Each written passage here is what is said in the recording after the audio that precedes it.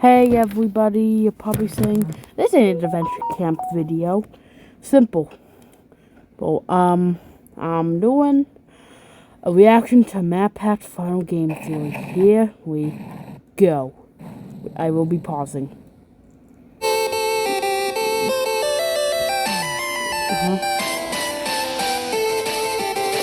Yo, this thing sounds slap.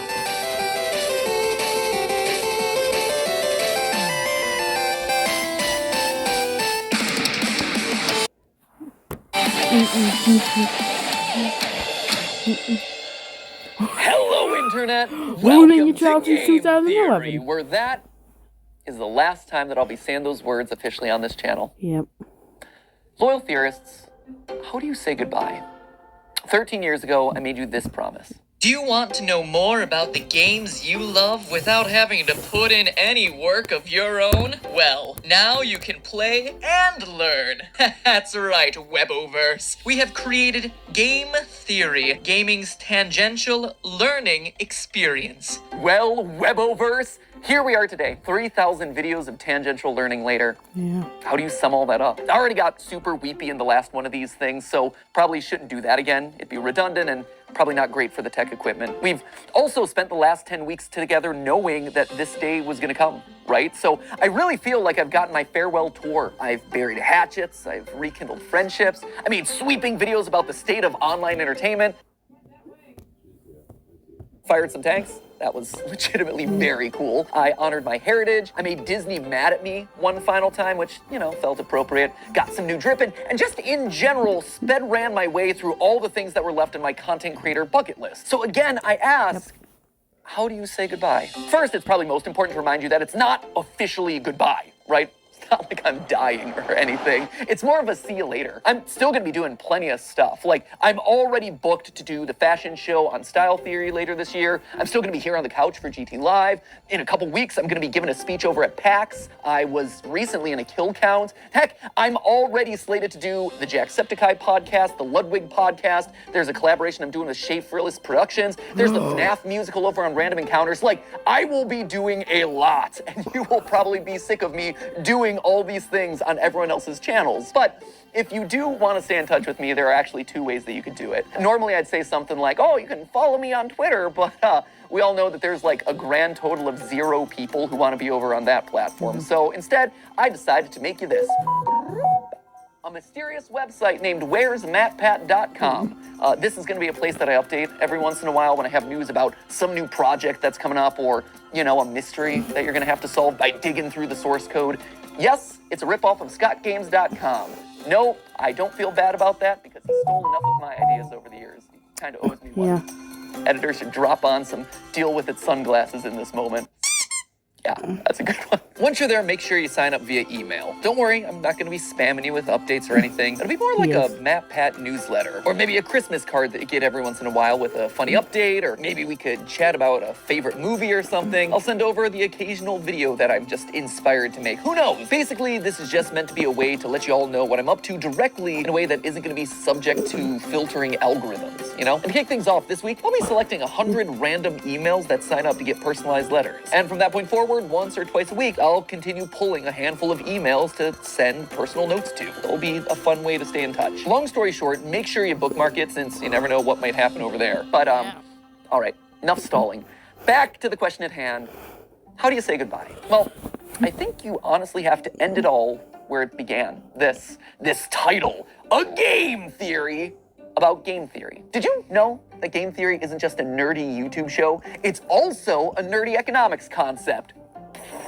If that's news to you, I honestly can't blame you. At this point, we've created enough confusion online that apparently we've merited our own disambiguation tag on Wikipedia for game theory searches. In all seriousness, for the first 5 years of the show, I received so many tweets from people who were mid-year in their economics courses, screenshotting their textbooks, freaking out when they got to the episode on game. It's not an episode, it's a chapter. When they got to the chapter on game theory, being like, oh my gosh, dude, did you know that you were in this thing? And yeah, we definitely did. The pun, believe it or not, was intentional. In fact, Steph and I knew from the very beginning that it was likely that the final episode of Game Theory was going to be about game theory. Why? Well, because game theory It's everywhere.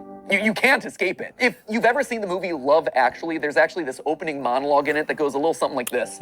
We live in a world of hatred and greed, but I don't see that. Seems to me that love is everywhere. If you look for it, you'll find that love actually is all around. Now you just got to replace the word love with game theory, and you basically got it. We live in a world of hatred and greed, but I don't see that. Seems to me that game theory is everywhere. If you look for it, you'll find that game theory actually is all around. Huh. Who would have suspected that English acting megastar and recent Oompa Loompa Hugh Grant would be making a guest appearance in my final episode?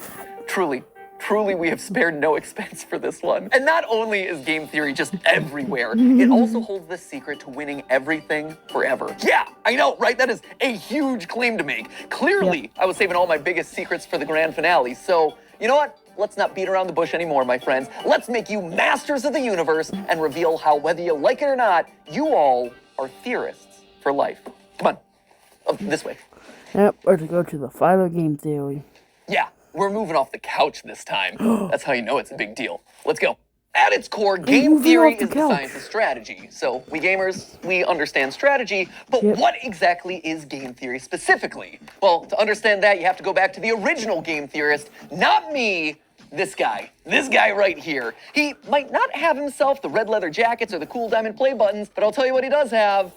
A crater on the moon named after himself, so I'll let you decide who has the bigger flex there. This guy right here, he is mathematician John von Neumann, and he was everywhere back in the day. And I do mean everywhere. Like, this guy was a key player in the invention of the digital computer. He helped with the discovery of the structure of DNA, even the creation of key components for Oppenheimer's Manhattan Project. You know, the Christopher Nolan movie where big things go big booms. But perhaps his biggest claim to fame was game theory. The idea that in any situation where there are two or more people, or players in this case, you can model out a game that'll help you find the best outcome. Have you ever played rock, paper, scissors and thrown out rock as the first hand? Because you know, statistically, most people choose their first move to be scissors. Or maybe you picked paper because the last three moves have been rock and they're obviously going to be throwing rock again. Well, congratulations, that is game theory in action. And he got a Medal of Freedom for that. So it just goes to show, don't let your dreams just be dreams, kids. Sometimes getting an honorary medal is a lot easier than you think. In short, game theory is the study of strategic choice. It's math that tells you what people are going to do and who's going to win the game. Probably the most famous example of a game theory scenario is the prisoner's dilemma, where two accomplices have just committed a crime and they're both given the chance to narc on the other one. If they both deny the crime, well, they both get a short prison sentence. If one of them denies the crime and the other rats him out, the narc walks free while his buddy is stuck in prison for a long time. And if they both confess, they both get a medium sentence. We can model the possible outcomes here in a nice, neat, mathy looking square. And while technically the best outcome for both of them would be to trust each other and not confess, they're criminals, and they don't know each other that well. And because they don't trust each other, by the math, both of them narc on each other, and as a result, get a medium amount of prison time. Or if that all's too complicated and hypothetical, over in England, they turn the whole thing into a game show where they say the word balls an uncomfortable amount of times. Welcome to Golden Balls. Golden balls. Balls of riches, 12 balls. My balls are all golden. 100 golden balls, and they're all bursting with money. Killer balls. Balls. Balls. Yes. Balls. Now, why am I bringing all this up? Well, Yeah, game theory high five. is more than just wads of cash jammed into a bunch of balls. Someone should tell Mr. Beast that I just discovered his next video idea. No, it has very real consequences for the world. Back when the US and USSR were on the brink of atomic annihilation, the principles of game theory helped both sides reach an agreement to slowly disarm their nuclear arsenals. If you want to know more about that story, Veritasium's recent video on game theory does a great job telling it. And honestly, I can't really improve on it. So thanks for doing all the research for my final episode there, Derek. If you want an example that's a bit closer to home, though, here you go. YouTube. It's got it. See, YouTube as a platform is just a bunch of zeros and ones, right? But YouTube as a community, it's a network of people constantly trying to make strategic decisions. Creators are players who are more or less rational people making videos that'll get you to watch and like and comment and subscribe. You, the viewer, you're also a player in this. You're on a strategic mission to win the experience by finding the thing that's most satisfying to watch. And the people who run, or at least have run YouTube in the past, shout out to Todd, Jake, Neil, Ernest, Meg, Ariel, Susan, David, Fede, Vader, Peter, Stephanie, and Kim, they're all in a strategic game to keep the creators and viewers happy, while also figuring out the best possible outcome for YouTube as a company by appeasing all the advertisers and shareholders. It is seriously a complex strategic arena, and that's how you get decisions like use bright green text because it's more likely to stand out in a sea of dark gaming thumbnails and more likely to get clicks. Launch shorts as a means to counterattack against TikTok. Do a video on something that's not trending so you can stand out from the pack, or maybe you lean in so you're suggested against the algorithm. Every video you watch, everything that you click on, it's the product of creators using game theory. Slap a big old game theory colon in front of every title and slam some clickbait green text on every thumbnail. All those hundreds of millions of subscribers to Jimmy and Ryan Trahan and Cocomelon, I like to think that they're all secretly ours. Where's our 200 million subscriber play button there, YouTube? In the end, it's all game theory. Speaking of, and this is just an aside that I learned about earlier this week, apparently there's a Chrome extension that allows you to do exactly what I just described. It, quote unquote, YouTube feed by putting green text on like every thumbnail. Just saying, we have reached the peak of human achievements. I, for one, really like this one, where it's Link and saying mommy's hungry. That's just traumatic on a whole nother level. Or there was one that I saw circulating online, Ryan Gosling doing a puppy interview, and the title is Birth of a Killer. There's another one that showed up on the subreddit, Afton's Final Death Smash? I gotta say, I am proud of the mark that I will leave on this platform. But so what, right? YouTube is game theory. Sure, that's great. It's interesting, but why does it matter to you, right? Why am I spending so much time talking about all of this in my final episode? Well, because like I said, game theory can help in every strategic interaction that you have. And it's produced a literal strategy guide on the best way to live out your life. Tried and tested by all our grandfather theorists. But to truly understand that, we have to go back to where it all began, a glorified PowerPoint presentation. Weboverse, allow me to introduce you to, lights please, the trust game. I love this. We started as glorified PowerPoint slides and we're ending as glorified PowerPoint slides. Here's the TLDR of this one. The trust game was originally just named the Computer Tournament by a guy named Robert Axelrod, clearly not the most creative with his titling conventions. Basically, this was the prisoner's dilemma or the golden balls thing, except here, there was one crucial difference. They're not just playing the game once, they are literally playing it hundreds of times, repeating it over and over again to see what strategies end up winning the most across a longer period. This then gives us a model that's shockingly closer to real life, because here, most of the time, you're not just thinking about what you have to do to win a single game, you have to actually think about the consequences of your actions. The more people think about the future, the more they're willing to cooperate because they don't want to screw themselves over down the road, you know? Again, for details on that experiment, check out Derek Veritasium's video where he talks about all of that, including having an interview with the game's creator. It's a very cool video. I also borrowed his convention for that one, so thanks for the latter and the idea there, Derek. You can also watch Dr. Trevor Bassett's video on the topic, or, you know, the various TED Talks that are all about this experiment. We'll link to all of those down in the description below. But just to jump to the big conclusion here, the best strategy to winning it big boils down to 4 key points. Number 1, be cooperative. Lead with trust. Assuming that the person you're playing with is your enemy right off the bat, it's not going to serve you well. Trust in others, it's going to let you win more frequently in the end. Secondly, don't be a pushover. Sure, it's good to be trusting, that is great, but the second that someone takes advantage of your trust, the winning strategy is to call them out on it and then immediately hold them accountable. Which leads nicely then to point number 3, being forgiving. Don't hold a grudge. Don't be a Mr. Darcy. My good opinion once lost is lost forever.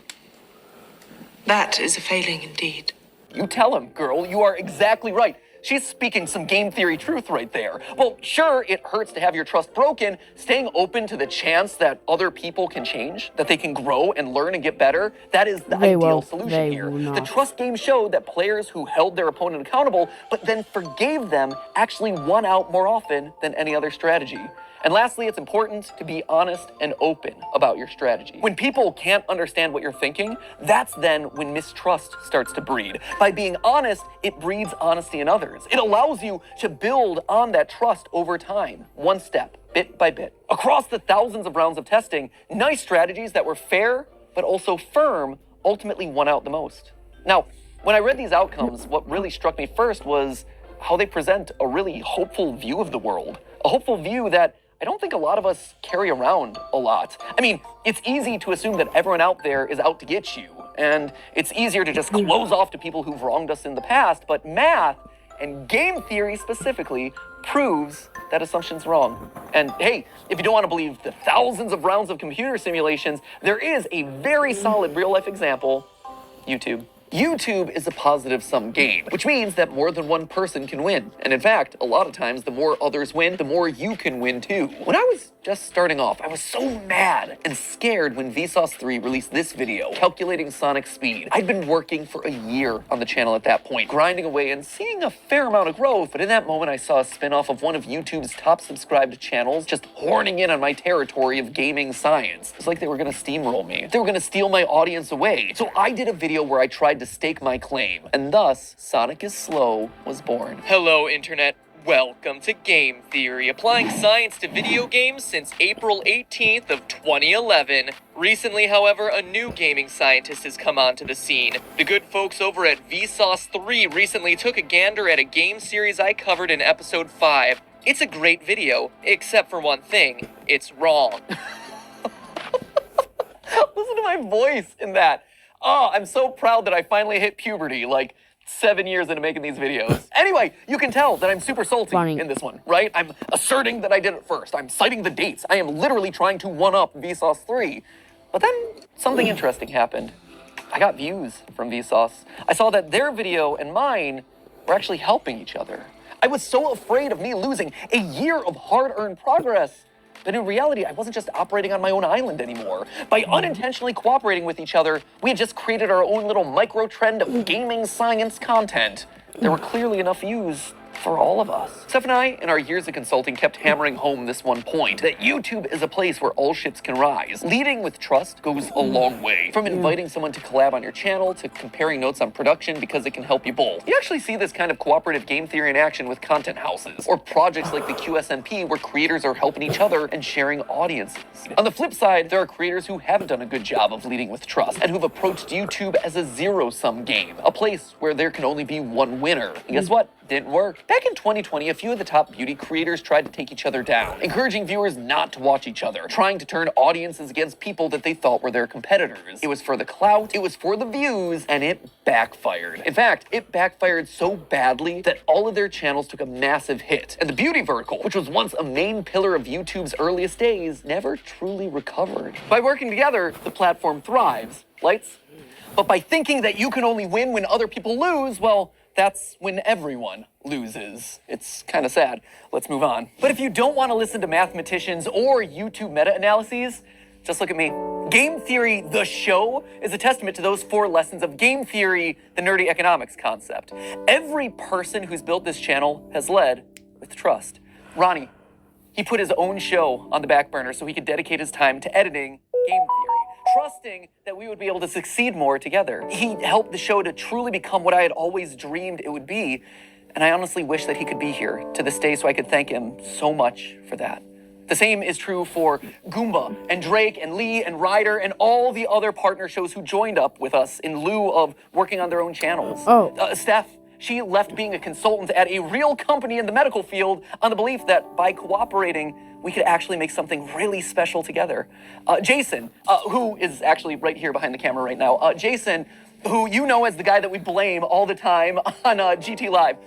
Jason was Theorist's first full-time employee after me and Steph. He jumped in there when all we had was a kitchen table and a cat that he was constantly allergic to. And Sudafed, you have this man to thank for your current net worth. Because and Zyrtec. And Zyrtec. And Zyrtec, You have taken so many pills over the years. I have.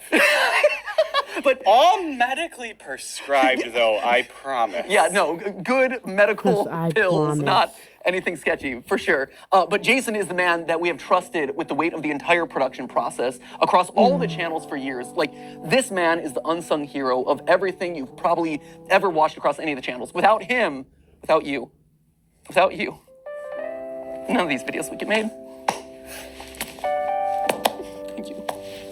Now get back there, okay? Enough for you. I gotta thank other people.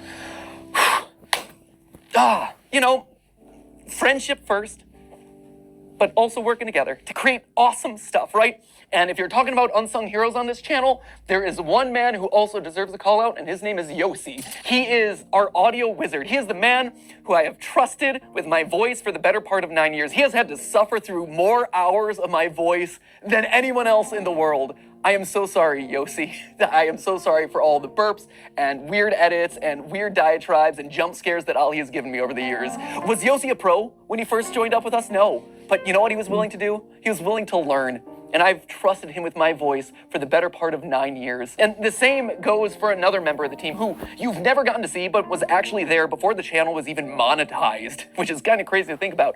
You don't know Dan Levitt, but Dan was another one. He was the first who actually saw potential in me and in these channels as a whole, offering to become my manager, even though he had never managed a YouTuber before. He just jumped in with 2 feet and said, hey, I've never gotten a brand deal in the past, but think I could do it for you. And he did. And then he got me literally hundreds more. He has his own management company now, and he manages some of the biggest sports creators on all of YouTube. I can say with complete confidence that this company and my career would have looked totally different had it not been for Dan. And his career and his company would have looked totally different without me. He and I have built businesses parallel to each other, right next to each other, using cooperative game theory for over a decade. He trusts me to make good decisions on YouTube, and I trust him to make good decisions as my manager, and we both benefit in the long run. But perhaps the most important person in all of these trusting relationships is you. You guys, right here. I wear you on my wrist these days. You loyal theorists have been the best example of game theory in the history of the show Game Theory. Every time you click on one of these videos, you are leading with trust. You are saying, you know what, I'm gonna give this one a chance, especially on those episodes that are covering topics that you've never even heard of. And on my end, I've always tried my best to fulfill on that promise and make sure that your trust pays off by delivering a great, well-researched, fun, a lot of times stupid video. And yeah, there have been plenty of times where I've missed the mark, where you weren't happy about a topic, or where I said something wrong, or my research was bad, or whatever, and I needed to learn about that. And so you, acting exactly as you should, according to that trust game, you called me out in those moments. You showed me that I had made a mistake. But more importantly, you were willing to forgive. You gave me a chance to learn and grow as a creator and as a person. And look at this. We all won. Look at this thing that we managed to build together. Don't tell anyone else. I mean, there's 3 of them here in the room, but like the rest of them downstairs. You guys, you've always been the most important member of this team, whether or not you ever realized it. And now, as new hosts step in, yeah, they're obviously gonna have to learn a lot, and they're gonna have to earn your trust just like I did over a prolonged period of time. But I hope that you approach them with the same sense of cooperation and goodwill that you did for me all those years ago. So, while I might be leaving as host of this show, Game Theory, it'll never leave. It'll never leave me, and it'll never leave you. Unless YouTube gets deleted because Google somehow just wants to. Honestly, is why I thought it was fitting for you guys to be the one to say this. But hey! That's just a theory. That's just a theory. It's just a theory. Just a theory. That's just a theory. Okay, theory. Class dismissed. Thanks for the theories, matpat. But hey, that's just a theory. C'est juste une théorie. Just a theory. Just a theory. Just a theory. Just a theory. Thanks for everything. But hey, that's Just a theory. That's just a theory. Just a theory. Just a theory. Theory. Theory. Theory. Theory. theory. That's just a theory. That's just a theory. That's just a theory. That's just a theory.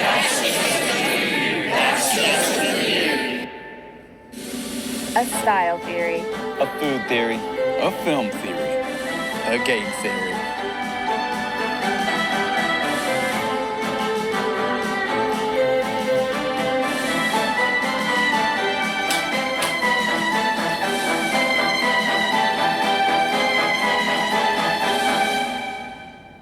Thanks for watching. So is this it? Oh man, where to? Oh, a post-credits I got scene. something I gotta do. Okay, Ready for a road trip? I guess. Let's go. Oh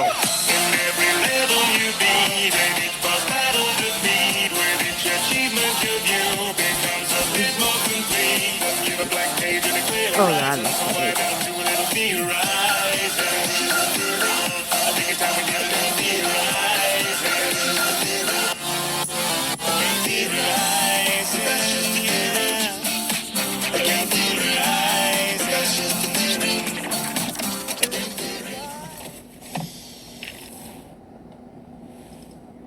You ready? Yeah.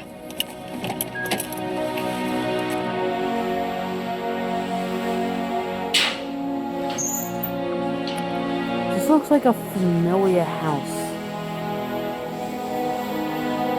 No, wait, no, it doesn't. It's just a gate.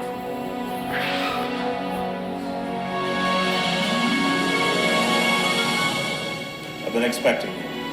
Come, we have much to discuss.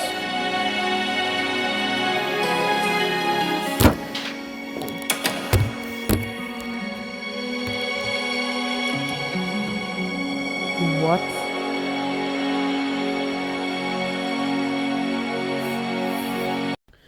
Matpat, you are a key part of everybody's childhood. Now, I just want to say one thing. It's not a theory. It's a game theory. Bye, Matpat.